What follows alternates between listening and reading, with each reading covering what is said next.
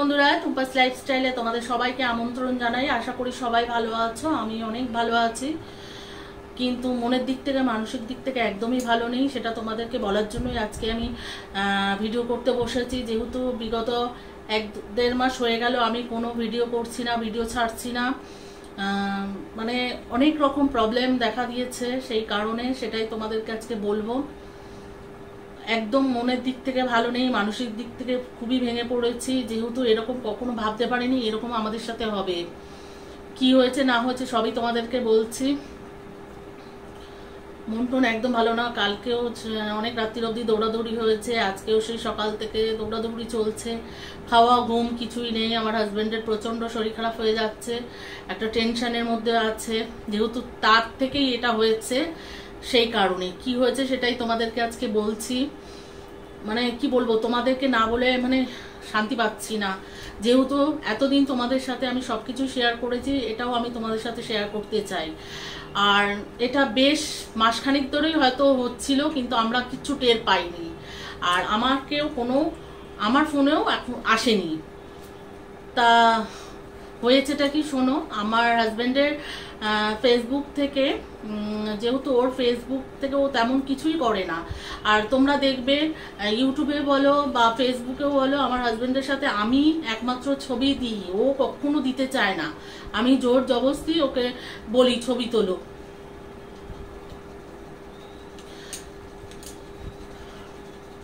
এবার বলতেও পারছি না, এতটা খারাপ লাগছে।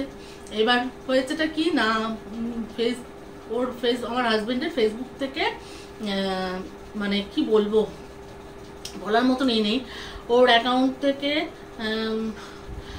কি মানে আমার বলে বোঝাতে পারছি না। মানে ওর অ্যাকাউন্টটাকে হ্যাক করা হয়েছে বলছি। এবার মানে আমার হাজবেন্ডের আগে একটা পুরনো ফোন ছিল, এবার সেই ফোনটা আমরা দোকানে দিয়ে দিয়েছি। যেহেতু ফোনটা অনেক প্রবলেম হচ্ছিল, তা ভাবলাম তাহলে ওই ফোনটা চেঞ্জ করে দিয়ে আমরা একটা নতুন ফোন নিয়েছি।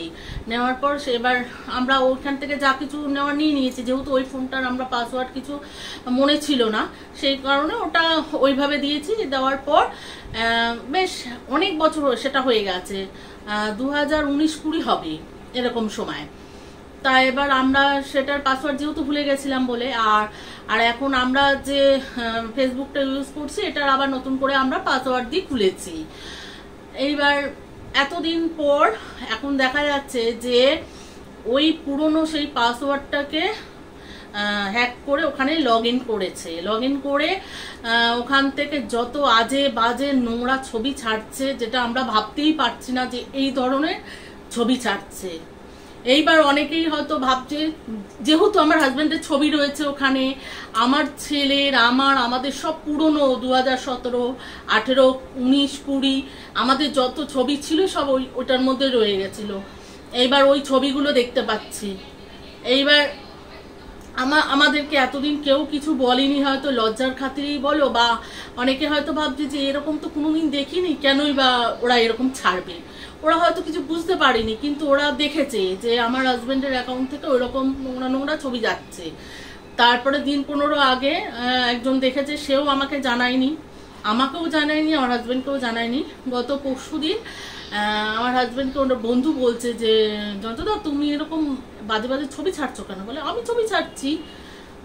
কোথা থেকে? বললো তোমার ফেসবুক থেকে। বলছে আমার ফেসবুক থেকে? আমার ফেসবুক থেকে তো আমি ছাড়লে তো আমার আজ থাকবে আমার ফোনেই, তা আমার ফোন থেকে কই কিছু নেই তো। তা বলার পর তারপরে ও আবার আরেকজনের কাছে শুনলো, পাশের বাড়ি আরেকজন বন্ধু, সে বলছে যে জয়ন্ত তোমার ফোন থেকে এরকম আমি দেখলাম।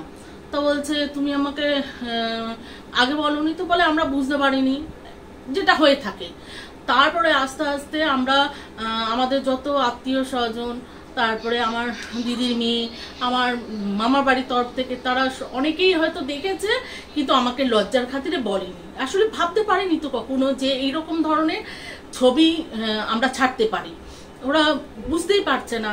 তারপর আমার দিদির মেয়ে, তারপরে আমার মানে দিদির ছেলের বউটো, ওরা না কিছুতেই মেনে নিতে পারছে না যে এই ধরনের ছবি মেশো ছাড়তে পারে। ওরা ভাবতেই পারছে না। ওরা সবাই নাকি বলাকাও করেছে যে এটা কি। তারপরে হঠাৎ আমার বান্ধবী ওর কাছ থেকেও জানতে পারলাম, জানতে পেরে ওকে আমি বললাম তুমি আমাকে স্ক্রিনশট মেরে পাঠাও। তা ও আমাকে স্ক্রিনশট মেরে পাঠিয়েছে। পাঠানোর পর যেহেতু আমাকে ফ্রেন্ড রিকোয়েস্ট পাঠাচ্ছে না, কিন্তু আমার যত মানে কি বলবো, মানে ফেসবুকটাকে ওরা আমার ফেসবুকটা মানে হাজব্যান্ডের ফেসবুকটাকে লগ ইন করে সেখান থেকে যত ফ্রেন্ড পেয়েছে, যত মানে কি বলবো সমস্ত ফ্রেন্ডদের ও রিকোয়েস্ট পাঠাচ্ছে। এবার সবাই জানে যে আমার হাজব্যান্ড, তাই সবাই ফ্রেন্ড রিকোয়েস্টটাকে অ্যাকসেপ্ট করে নিচ্ছে, জানে না যে এটা যে অন্য কেউ করছে। তারপরে আমাকে যখন বললো, আমি আমার ফোনে তো আসেনি, যেহেতু জেনে আমার ফোনে এটা পাঠায়নি, ওরা এসব করেছে। করার পর আমাদের তো কদিন ধরে ঘুম খাওয়া সবই চলে গেছে, আমার হাজবেন্ডের শরীর খারাপ হয়ে গেছে, কি করবে, কোথায় যাবে, এইসব তো আমরা কিছুই বুঝি না। আর যতই আমি ইউটিউব, হাজবেন্ডের তো প্রচন্ড শরীর খারাপ হয়ে গেছে, তারপরে তো এখন এই কদিন আমরা দৌড়াদৌড়ি করছি, আর ভাল লাগছে না। কালকে অনেক রাত্রিরে ঘুম নেই, খাওয়া নেই, আমার হাজবেন্ড তো খাচ্ছেই না।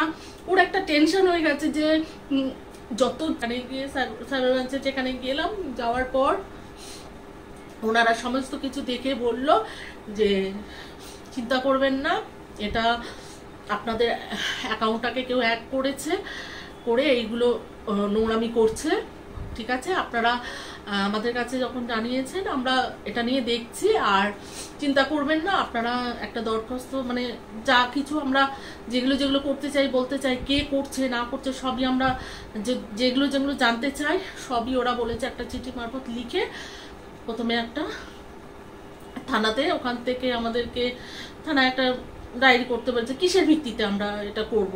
তো ওখান থেকে একটা জিডি করতে বলেছে, করে নিয়ে তারপরে আবার সাইবার ইয়েতে যেতে বলেছে, সাইবার ব্রাঞ্চে। ওখানে গিয়ে আমরা তো এত কিছু জানি না, কোথায় যেতে হবে না যেতে হবে কিছুই জানতাম না।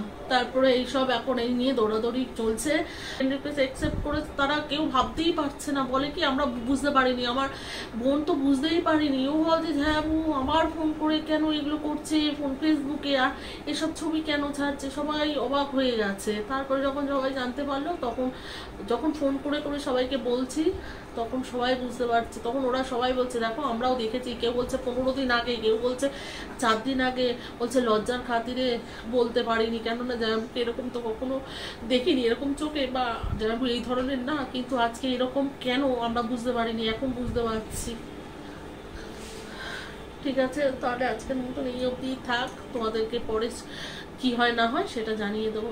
আজকের মতন রাখছি, আর কিছু বলার মতন আমি